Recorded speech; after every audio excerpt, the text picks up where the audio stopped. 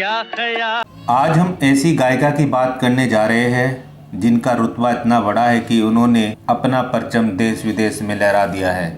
और ये गायिका सिर्फ गायकी तक सीमित नहीं रही बल्कि अपना बिजनेस होटल इंडस्ट्री में इंटरनेशनल लेवल तक ले जाने में कामयाब रही। अपने जीवन काल में अब तक 14,000 गाने गा चुकी ये गायिका अपना नाम लिम्का वर्ल्ड बुक में दर्ज करा चुकी है।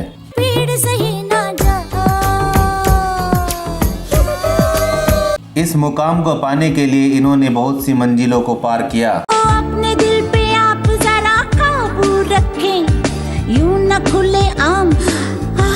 और इन्होंने मात्र 16 साल की उम्र में ही घर से भागकर शादी कर ली थी और बहुत ही कम उम्र में 3 बच्चों की मां भी बन गई थी। शुरुआती दिनों में इन्हें अपनी बहन के रिजेक्ट किए हुए गाने ही गाने को मिलते थे।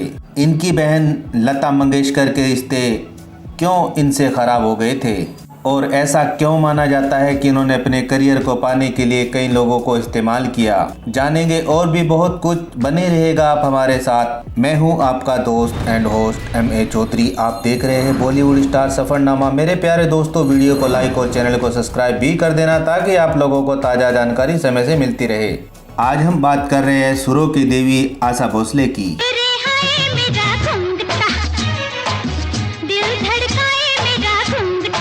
आशा भोसले ने 20 भाषाओं में 14,000 गाने गाए हैं और उनका अपना बॉलीवुड में अलग ही रुतबा है। आशा भोसले जी का जन्म 3 दिसंबर सन 1933 में हुआ था। इनके पिता दीनानाथ मंगेशकर भी बॉलीवुड से जुड़े हुए थे। जब आशा जी मात्र 9 साल की थी, इनके पिताजी की मृत्यु हो गई थी। इसके बाद आशा जी ने अपनी बहन लता मंगेशकर के साथ गायकी शुरू कर दी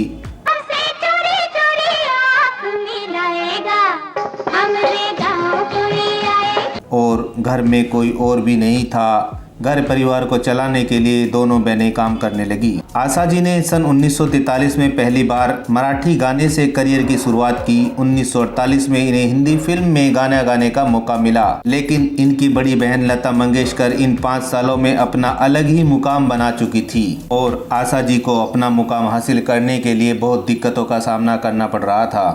आशा जी को जो गायकी गाने के लिए मना कर देते थे, उन गानों को ही गाना पड़ता था।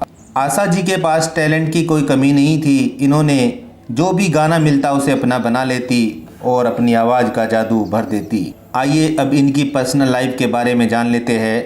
इन्होंने अपने जीवन में कई ऐसे फैसले लिए जिनकी वजह से इन्हें काफ़ी दिक्कत उठानी पड़ी और उनके गलत फैसलों से दूसरे लोगों की ज़िंदगी भी बर्बाद के कगार पर पहुँच गई थी। आशा जी जब महज 16 साल की थी, उन्हें अपनी बहन के लता मंगेशकर के मैनेजर गणपत राव से प्यार हो गया था। लता जी इस रिश्ते के खिलाफ थी, लेकिन आशा जी ने घर से भागकर शादी कर ली और लता जी आशा जी से पूरी तरह दूरी बना ली।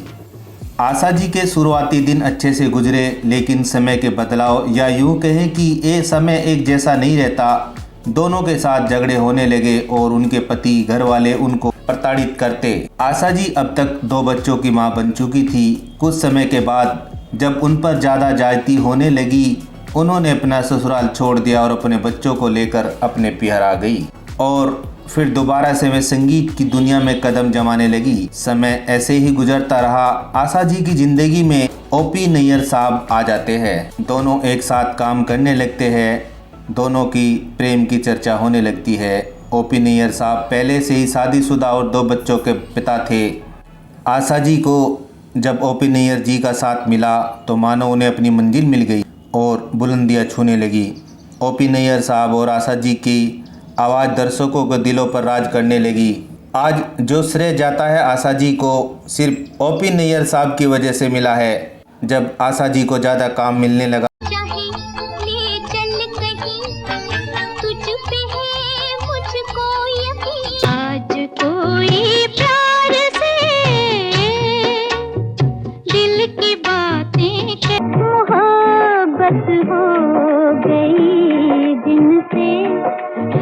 OP नैयर साहब की उनकी दोनों के रिश्तों में भी कुछ दूरियां बनने लगी और लगभग 14 सालों तक आशा जी OP नैयर साहब के रिश्ते में रही।